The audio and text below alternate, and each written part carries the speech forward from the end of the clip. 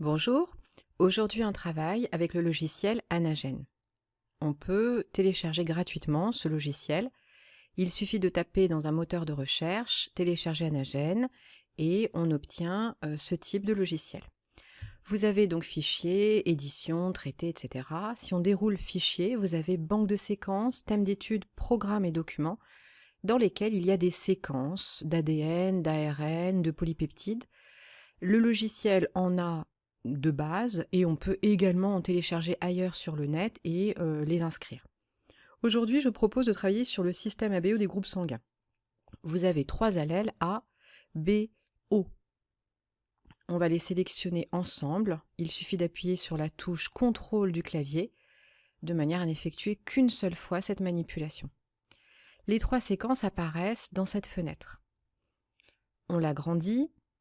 On peut aller jusqu'au bout des séquences en utilisant le petit ascenseur en bas et on s'aperçoit très rapidement que les séquences A et B présentent le même nombre de nucléotides, en l'occurrence ici 1062 nucléotides.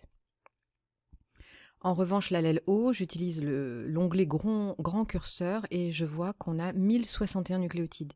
Il y a donc un nucléotide de moins dans l'allèle O. Je vais proposer maintenant un travail avec l'allèle A, que j'ai sélectionné, l'allèle B. Vous voyez qu'ils apparaissent en blanc. J'utilise traiter, comparer les séquences. Ces 2 séquences ont la même taille, on l'a vu précédemment. On peut donc utiliser comparaison simple. OK. Une seconde fenêtre apparaît en bas, comparaison simple. Vous voyez la couleur bleue pour A code ADN, B code ADN, alors qu'en haut c'est noir. Le bleu signifie que vous avez traité des séquences. Le noir signifie qu'on a ouvert les séquences de base présentes dans le logiciel. Les séquences en haut, ici en l'occurrence l'allèle A, sont représentées avec tous leurs nucléotides. C'est la séquence de référence. La séquence comparée à la référence, on aura des petits tirets, qui signifient qu'on a les mêmes nucléotides. Donc jusqu'à présent, on a 2 séquences identiques. Allons à la recherche des différences. Vous avez une première différence qui apparaît. En position environ 522 nucléotides, on a un G, une guanine, dans l'allèle B, alors qu'on a un C, une cytosine, dans l'allèle A. Il s'agit d'une substitution. Voici la première différence. Si on se déplace, on voit une seconde différence. On a ici le nucléotide A dans l'allèle B. À nouveau, A et C qui n'existent pas dans l'allèle A. On a d'autres nucléotides, un C et un G dans l'allèle A. Et si on continue, on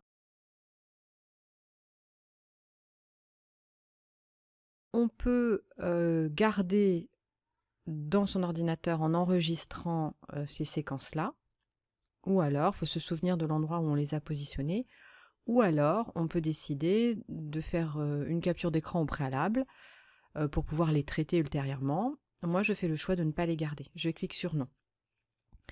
Là, je clique sur l'allèle A et l'allèle O, je les sélectionne et je vais faire le même travail que précédemment. Mais comme j'avais repéré qu'ils n'avaient pas le même nombre de nucléotides, je vais faire alignement avec discontinuité. C'est ce que je vais choisir. Ainsi, le logiciel va pouvoir trouver l'endroit où le nucléotide est manquant. Donc vous voyez, A code, O code, pour l'instant, sont identiques. On a les petits tirets. Et là, en position environ 256, on a un underscore. Dans ce logiciel, l'underscore signifie qu'il manque un nucléotide. C'est donc bien à cet endroit-là que le nucléotide a été enlevé. Il s'agit d'une mutation qu'on appelle une délétion.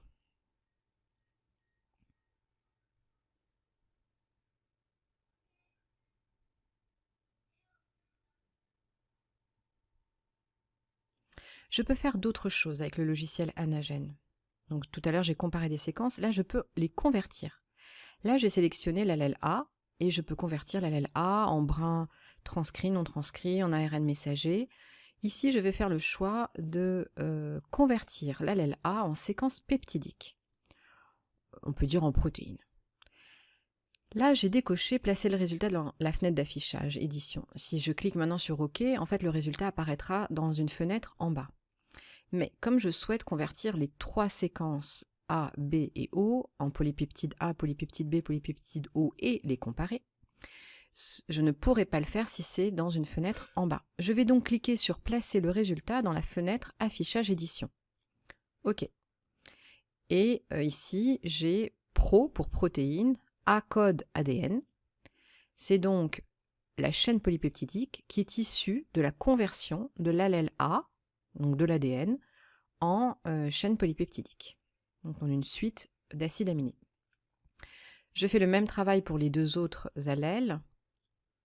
Bien sûr, je les place dans la même fenêtre du haut.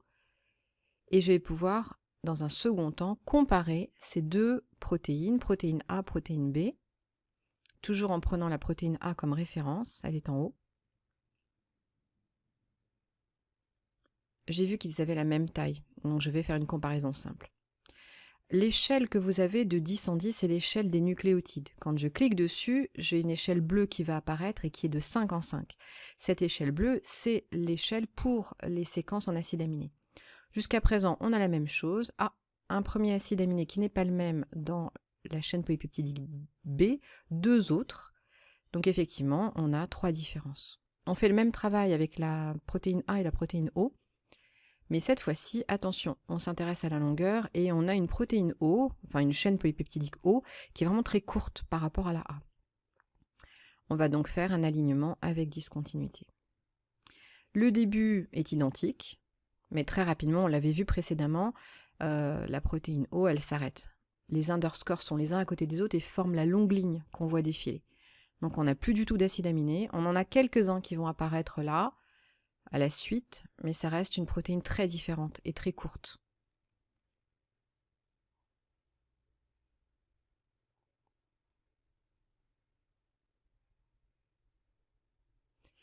Le tableau du code génétique est présent dans le logiciel Anagen. On peut le lire directement, premier codon, deuxième codon, troisième codon.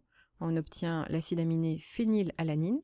On peut taper également ici dans la zone où on peut écrire UUU, et on a confirmation, c'est l'acide aminé phé ou phénylalanine. Ce logiciel Anagen, il permet bien sûr une utilisation de base comme je l'ai présenté, mais on peut faire énormément d'autres choses que je traiterai dans d'autres vidéos ultérieurement. Vous avez vu que les conversions, nous on a travaillé que sur séquences peptidiques, mais on peut faire des tas d'autres conversions, des traductions simples, des traductions de phase ouverte, etc. On peut utiliser également ces petites structures, convertir les séquences, ça nous permet de ne pas passer par traiter, convertir les séquences, etc. On peut faire des dot plots, j'en parlerai un petit peu plus tard dans d'autres vidéos. Voilà, c'était tout pour l'utilisation de base d'Anagen. Je vous remercie pour votre écoute. À bientôt.